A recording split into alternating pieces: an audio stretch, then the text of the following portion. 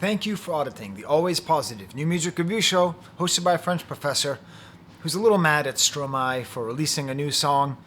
I'm busy today. I got to work on this paper I'm writing. I got a presentation later. I gave an interview for this Canadian radio show this morning. I have workers upstairs, so I can't work in my usual space. You might hear the sound of them hammering away upstairs. But he released a song, and whenever Stromae releases a song, it's like the bat signal. I have to be here. I have to discuss it. He is one of the most important artists in the world who's working right now, and every song he releases, I am going to review immediately. So this song is called L'Enfer, which means hell. And the way that he released it is interesting and telling. He released it in sort of a publicity stunt. So he appeared on the main news channel, or the main news broadcast, the 8 o'clock news broadcast on TF1. That's the first channel on French TV. And he was giving an interview. And he was talking about how this new album is going to have lots of different grooves, des grooves différents, about how he's taking inspiration from all over the world, but he's not just going to have one singular influence from one singular country, like a blending, a fusion of many different cultures and musics. And then he just starts singing. He just starts singing the song. I'll include a link to it up there. It's really worth watching. Even if you don't speak French, you can see the way that he's able to go from typical newscast interviewee into performer just like that. Now the song is interesting. It's called Hell, and it proves a theory that I've had. He hasn't released an album in 8 years, okay, since Racine Carré in 2013. And I've been working on what I call the Brian Wilson theory of Stromae. So if you don't know, Brian Wilson made a perfect album. It was called Pet Sounds. And after making a perfect album, he then made a perfect single. That song was called Good Vibrations. He completely lost his mind. Now, he didn't lose his mind because he's a perfectionist. He didn't lose his mind because he made perfect music. But it did exacerbate his situation, in addition to drug use and traumatic upbringing and a whole bunch of other things and legitimate psychosis, things which you can't reason your way out of. But what that meant was, after Good Vibrations, Brian Wilson had so much more music to make, but he just couldn't quite do it. You'll see behind me a poster for Smile. That's the recreation of the follow-up album of Pet Sounds. The recreation, which when constructed, turned out to be almost as good as Pet Sounds, but he couldn't release it that way back in the 60s, back when he made it. Stromae and Brian Wilson are perfectionists who attained perfection. And when you attain perfection, what can you possibly do? It's enough to drive you mad. It's enough to drive you to think that life is hell. And that's essentially what this song is. It's about hell, but it's about an internal hell.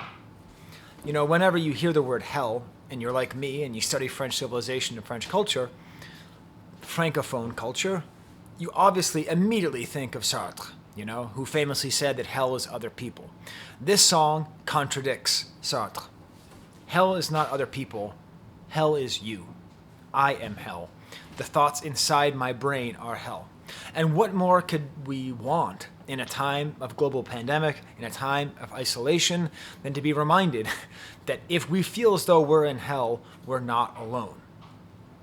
So this song really goes into this concept of different grooves, des grooves différents, with these kind of yells. It opens up with this scream of an undeterminate nature, kind of microtonal, on some kind of odd non-Western scale, that then settles into a beautiful piano line that's reminiscent of some of Chopin's preludes and nocturnes. It actually reminds me a lot of a very famous French rap song, For My People by NTM. Has that same kind of wistful sound to it, kind of haunting notes. And he opens up the entire song, Je ne suis pas tout seul à être tout seul. I am not all alone in being all alone. Once again, he reminds me of the British rapper Dave in his greatly titled, although somewhat disappointing album, We Are All Alone in This Together. This concept that we can be unified in our loneliness. And even though I think he's contradicting Sartre in some ways, this is a deeply existential song in the way that our isolation, our loneliness, can actually unify us. In the same way that our knowledge that we're going to die can give our lives meaning, and our knowledge that the knowledge that we are all going to die denies the greater meanings of life and can produce a greater sense of solidarity with other people, that's sort of what he is saying. That's sort of where he is pushing us towards. He's saying if he could count all the people who are feeling just like him, it would be, and then he takes a little break and just says, beaucoup. This is an odd turn, this beaucoup, which means a lot, not too many, as my French students often believe. So he says a lot. And it's an oddly unpoetic break. And I think it's on purpose because he's showing that he's really revealing his internal thoughts about how alone and how sad he feels. And he says, mais malgré tout, je me sens tout seul. Du coup, I feel the same. I no matter what, I always feel alone. Du coup, which means like anyways, but also means all of a sudden. It's used in both senses. Then we get to this chorus where these crazy detuned synthesizers come in, some junky percussion like chains and toms. This des grooves différents, this whole idea of taking different bits from all over the world is very clear on this album. It's just from everywhere. All like it's funny.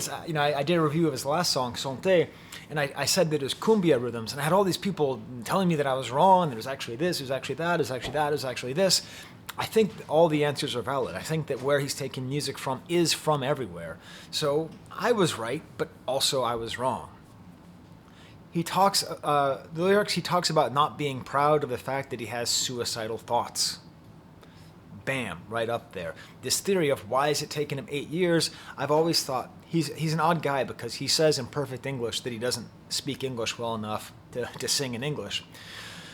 He truly is a perfectionist. So having made a perfect album with Racine Carré, and it is, every single track on that album is a 10 out of 10, with no exceptions.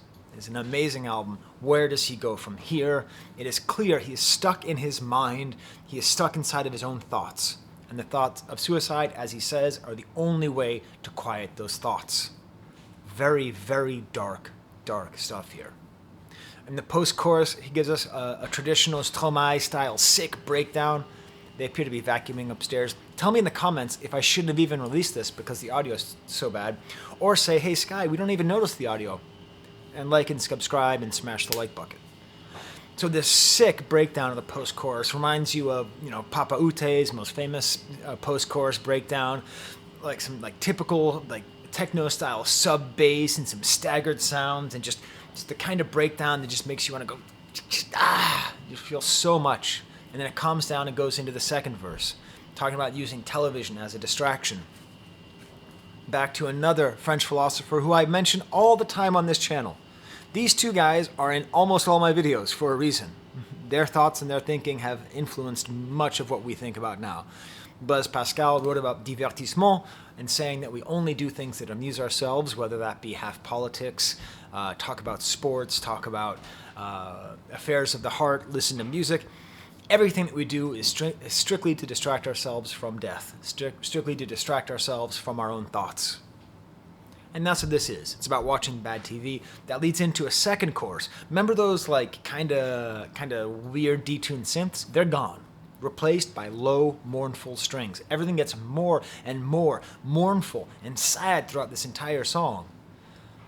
Just more and more sad until we get to the third verse, where all of a sudden there's a mandolin or maybe a ukulele. I think it's a ukulele over the piano. A little bit of blaring synth horn hits at a certain point, and then we get to this issue about hell. Where is hell? Whose fault is it?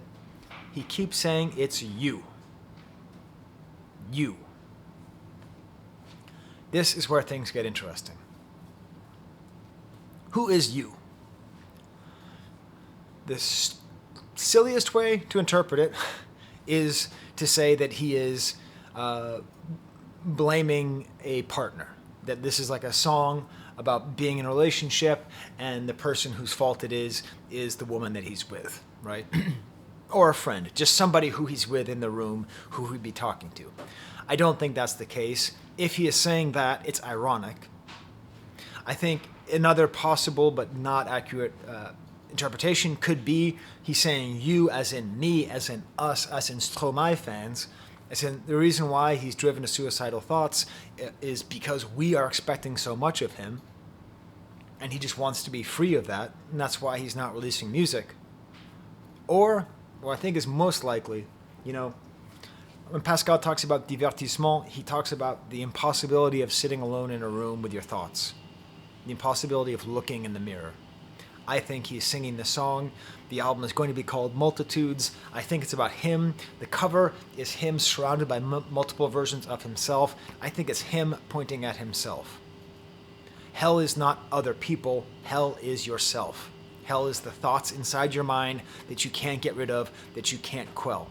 All you can do is divert yourself or just learn to live with the thoughts and try to get over them by creating art or hopefully meaningful connections with other people.